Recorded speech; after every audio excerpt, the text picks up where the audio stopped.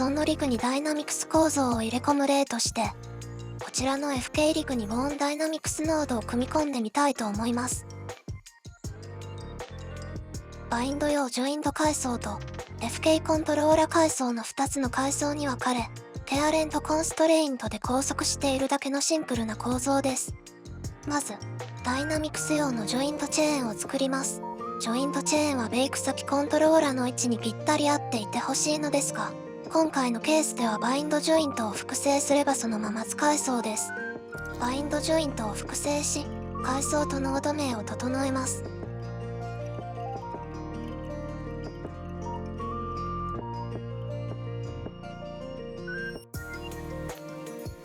ダイナミクス用のジョイントチェーンにボーンダイナミクスノードを適用します。こちらのスクリプトはリポジトリに含まれている basic-usage.py とほぼ同じものです。ジョイントの親から順番に選択し、スクリプトを実行します。カレントフレームを1以降に移動し、リグを動かしてみると、ダイナミクス用ジョイントが動いているのがわかります。次に、このダイナミクス用ジョイントで FK コントローラを拘束するのですが、そのままコンストレインとしてしまうと切り替えがしにくくなってしまうため、ロテートコンストレインとしつつ、ペアブレンドノードでスイッチできるように組んでみます。まず、ルートノードにスイッチアトリビュートを追加しておきます。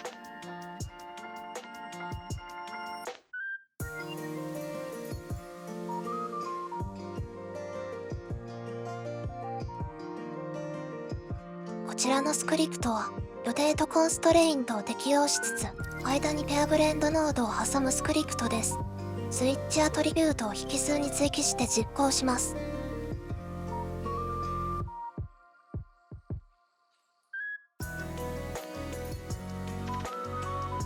スイッチが0の時は動きが反映されず、1の時に反映されるようになりました。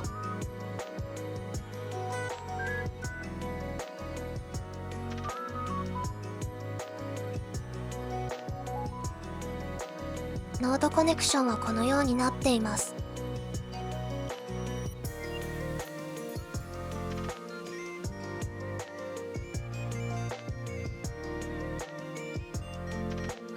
試しに、ダイナミクスの結果をコントローラーにベイクしてみます。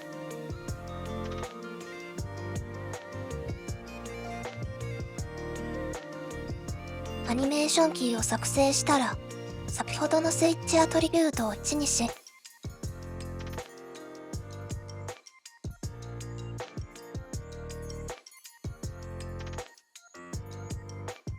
キーメニュー、ベイクシミュレーションでロテートチャンネルをベイクします。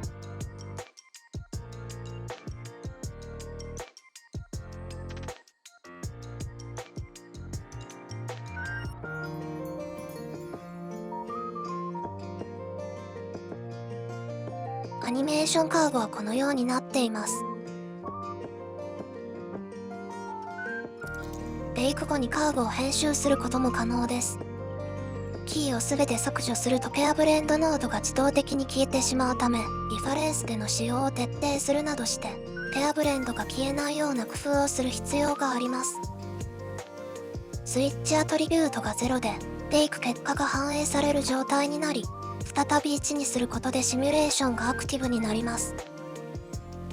ここからさらに、目標姿勢を操作する機能を追加します。ダイナミクス用ジョイントを複製し、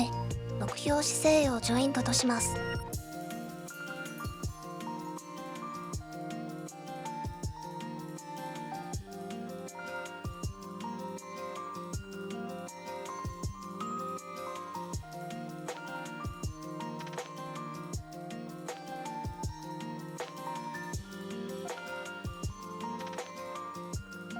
各ボーンダイナミクスノードのロテートオフセットに、目標姿勢用ジョイントのロテートを接続します。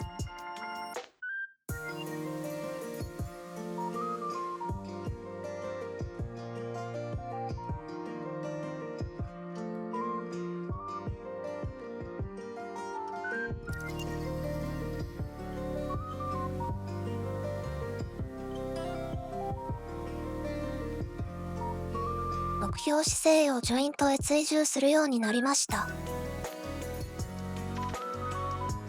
次は、コリジョンを追加します。ナーブススフェアを1つ作成し、これを旧コライダーにします。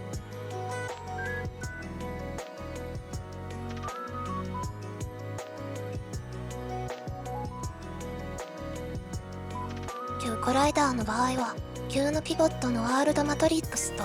旧の半径を、ボーンダイナミクスノードへ接続します。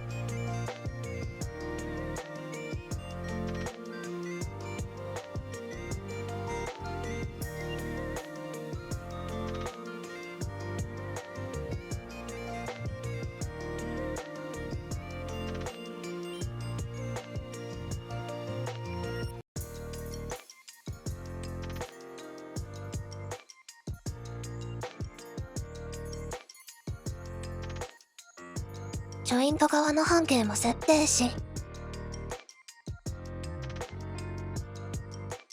当たり判定が適用されました。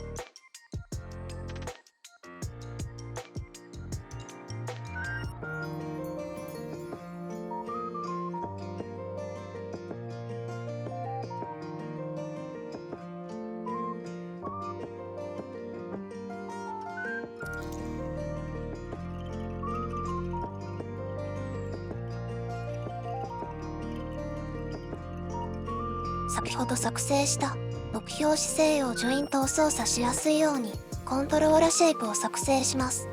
ナーブスカーブで形を作り、ジョイントの位置へフィットさせていきます。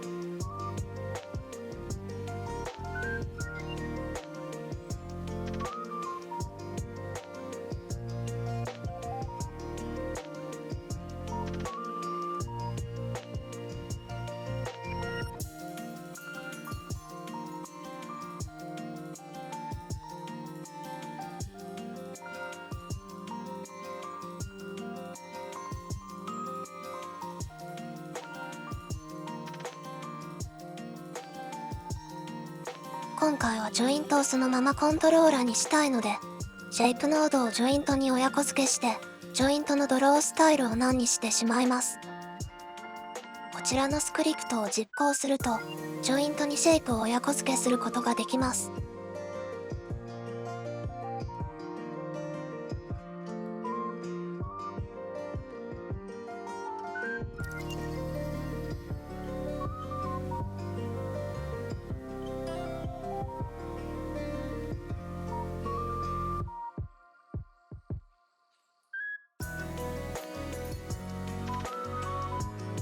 最後に、目標姿勢の操作とコリジョンを有効にし、もう一度結果をベイクしてみます。